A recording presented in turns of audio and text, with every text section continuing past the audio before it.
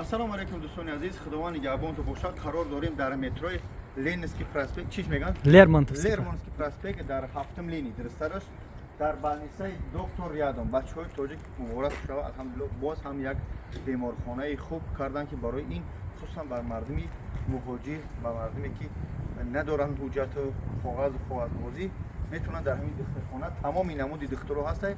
Иншоаллоҳ мерем дӯстон, ҳамаро нишонтон метем. Лайк, комментария худтон фаромӯш накунед. Доктор майда мо аку монтажист чи надорум, ягон кас майда мерем чикор мекунем.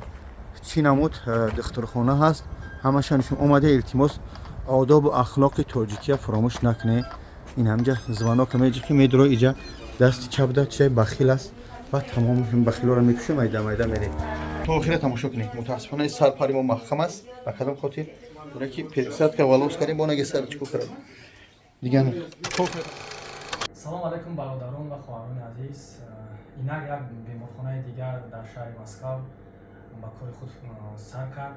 Мо қарор дорем дар метро Лермонтовский проспект, виходи 6, улица Пронская 6, корпуси 2. Шумо метавонед аз хидматрасониҳои гуногуни клиникаи мо истифода баред. Ман Шоев Бунёд, духтури асабшиноси ин клиника мебошам. Чуноне ки ба мо маълум аст, рӯзҳои охир аллакай фасли сармони сар шудааст ба беморони системаи асаб, алахусус бемориҳои чӯраи сутуннура, яъне грижаи сутуннура бениҳоят зиёд шуда истодааст ва мо дар ин ҷо аз усулҳои нав ва замонавии табобати бемориҳои сутуннура истифода бурда ба шумо кӯмак мерасонем. Ва касоне ки аз бемориҳои системаи асаб, бемориҳои дарунӣ, бемориҳои дил, гӯшу гулӯбинӣ ва дигар бемориҳо азият мекашанд, метавонанд аз хидматрасониҳои клиникаи мо истифода баранд. ғайр аз ин дар клиника мутахассисони дигар низ кор ва фаъолият мекунанд. акаҷон саволи мара ҷавоб дид ки кадом намуди духтурҳо ё врачҳо дар шумо ҳастанд дар балнисаи шумо? Бале, дар клиникаи мо як қатор мутахассисони баландихисос кор ва фаъолият мекунанд. аз хусус духтур кардиолог, гӯшугулӯбини яъне лор, ҷарроҳ, духтур уролог ва духтури бемориҳои занона ва инчунин духтур косметолог низ кор ва фаъолият мекунанд. хуб, ҳам духтурхонаи шумо яъне беистироҳат бевухадной кор мекунад? аз соат чанд то чанд? бале, реҷаи кории клиникаи мо ҳамарӯза аз соати 9 то соати 6 бегоҳ кор ва фаъолият мекунанд. ҳатто рӯзҳои истироҳатиам низ кор ва фаъолият мекунанд. агар лозим бошад барои шаҳрвандони худамон ки агар зарур бошад, мо метавонем ягон соат низ вақти кории худро дароз кунем ва ҳамааш барои беҳбудии мардуми мусофир мебошад. хуб, акаҷон шумо ки хитона? Ассалому алейкум бародарон ва хоҳарони азиз. Ман Мамадалиев Зариб Бурҳонович, духтури уролог, андролог, узист. Дар клиника тамоми намуди бемориҳои урологӣ ва андрологӣ табобат карда мешавад. Ба беморон аз ташхисҳои ултрасадо сар карда то анализои хун, анализои пешоб ва анализои барои узвҳои пешоббарор таъин карда мешавад. Ба ғайр аз ин дар клиника гастроскопия ё ин ки колоноскопия низ вуҷуд дорад. духтури ҷарроҳ беморро муоина карда ба онҳо табобатҳои махсус пешниҳод карда мешавад. кадом ҳамун намуд ҷарроҳиёро ё ки оператсияҳоро дар ҳамин клиника шумо мегузаронад? хуб, дар клиникаи мо тамоми намуди ҷарроҳиҳо гузаронда мешавад. ҷарроҳиҳои хурду бузург ва аллакай як чанд рӯзи охир мешавад ки баъзе аз ҷарроҳиҳое ки буд то имрӯз мо намекардем аз қабили илтиҳоби шадиди кӯда, яъне аппендитсит мегӯянд ки мо карда наметавонистем, имрӯз мо аллакай шароит фароҳам овардем ва ҷарроҳии аппендитсит, ҷарроҳии холестит, яъне бемории санги талхадон ва ҳатто бартараф кардани санги гурда бо усулҳои замонавӣ, яъне чӣ гуна ки ба мо маълум аст ба усули лазер мегӯянд, яъне бо усули эндоҷарроҳӣ мо метавонем ин ҷарроҳиҳоро дар клиника гузаронем ва инчунин ҷарроҳиҳои дигари хурду бузурги гинекологӣ ки маҳз гинекологи мо таҷрибаи бузурги кор дар ин соҳаро дорад ва метавонад ба хубӣ аз иҷрои ин амалҳо гузаронад ва метавонад ки ҷарроҳиҳои хурду бузурги гинекологиро низ дар клиника гузаронанд. яъне баъди ҷарроҳӣ дар инҷа хобондан иҷозат имконат бале, аллакай мо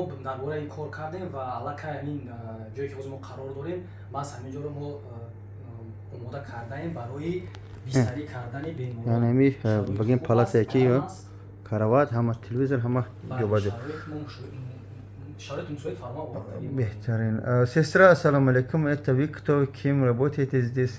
Представьте, пожалуйста. Я знаю, что вы на YouTube первый раз, но вам придется говорить сейчас. Можете на русском говорить, на тачке знаю, что вы не знаете. Говорите. Валейкум ассалам, меня зовут Басирова Фатина Юнусовна. Я Врач кто? косметолог. Вы можете обратиться ко мне с такими проблемами, как акне, постакне, высыпаниями всякими. Также я делаю хиджаму, капилляр-терапию.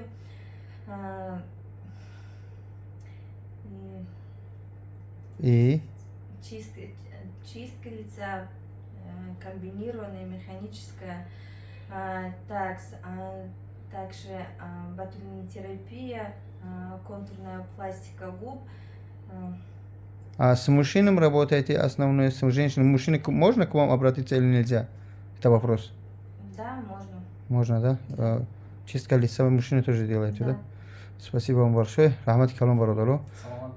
بچه‌ها عزیز تماشا کنید دوام ویدیو را ان شاء الله از من نشون میدیم خیلی حجره ها دارم. ما قرار داریم با نقطه جای باقاعدگی یعنی رجیستراتورا. ما در اینجا میتونیم غیر از خدمات رسانی طبی باز شما میتونید در اینجا مدکنیشکا یعنی دفترچه طبی و اینچنین медицинский карта для беременных, یعنی کارتای همیلادوری نیست کشویم. خب آقا گذاری مایده همین حجره هایی که شما یعنی که دوره همیار را نشون تیبا من حجره جای قبول دکتران و در اینجا قرار دارد دستگاه اوزی، دستگاه اولتراساوند یعنی اوزی برای هم اوزی زنانه دچکا است و هم اوزی اوزهای داخله اوزی جوغر حتی اخود دیل کرده می شود و در اینجا قبولی زنها قبولی بیماری زنها یعنی گینکولوژی است فرانسی است زنان می شود.